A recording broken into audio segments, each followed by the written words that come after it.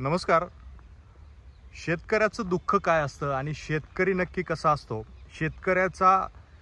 जर शेतकऱ्यावरती आसमानी संकट आलं, शेतकऱ्याच्यावरती जर एखादं संकट आलं तर ते किती भयानक असतं याचं एक उदाहरण या ठिकाणी मी तुम्हाला दाखवतोय की असं म्हटलं जातं की महाराष्ट्रातला जवळपास 65 ते 70% नागरिक जो आहे तो शेती करतो.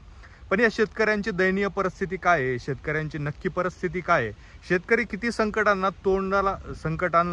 सामना देत असतो, संकटांशी लढत असतो, हे मी या ठिकाणी तुम्हाला दाखवतो.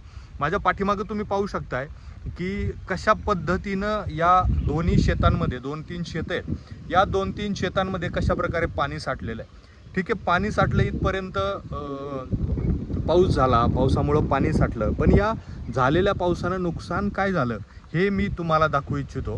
की माझ्या पाठीमागे तुम्ही बघू शकताय की कशा पद्धतीनं स्प्रिंकलर या ठिकाणी बसवण्यात आले होते आणि हे स्प्रिंकलर जे आहेत ते स्प्रिंकलर बसवल्यानंतर, सगळा सेटअप उभा केल्यानंतर पाऊस झाला आणि या पावसामध्ये ही शेतं जी आहे ती पूर्णपणे भरली गेली.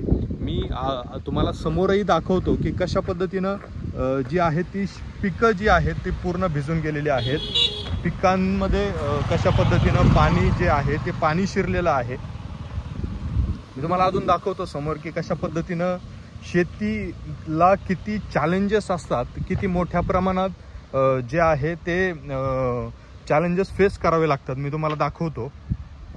माझ्या पाठीमागं ही तुम्ही आता बघू शकता, ही जी शेत आहे या शेतामध्ये स्प्रिंकलरचा सगळा सेट जो आहे तो सेट तयार केला होता आणि त्यामध्ये जवळपास तुम्ही बघू शकता व्हिडिओमध्ये की 50% क्षेत्रामध्ये पाणी आहे आणि 50% क्षेत्र हे चांगलं आहे. पण पाणी ज्या ठिकाणी आहे आणि जे स्प्रिंकलर बसवले होते ते स्प्रिंकलर आणि ते पीक पूर्ण 100% पाण्यात गेलेलं आहे आणि शेतकऱ्याला मोठ्या प्रमाणात नुकसान जे आहे ते सहन करावं लागते. असं शेतकरी राजा आहे की त्याला मोठमोठे चॅलेंजेस जे आहेत ते चॅलेंजेस शेतकरी राजाला सहन करावे लागतात. अत्यंत भयानक परिस्थिती आहे. राज्य सरकार यामध्ये कुठंतरी शेतकऱ्यांच्या बाबतीत पॉझिटिव्ह होऊन मोठमोठे निर्णय घेतं, नुकसान भरपाई देते, पण शेतकरी किती चॅलेंजेस फेस करतो आणि त्याला मोठमोठे चॅलेंजेस फेस करावे लागतात हे तुम्ही माझ्या या व्हिडिओमध्ये बघा.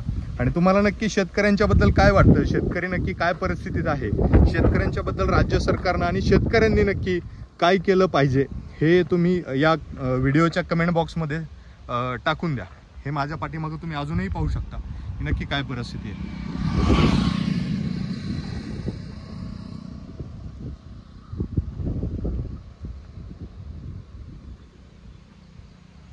हे जे क्षेत्र बघताय तुम्ही, या क्षेत्रामध्ये सगळं 100% पाणी आहे.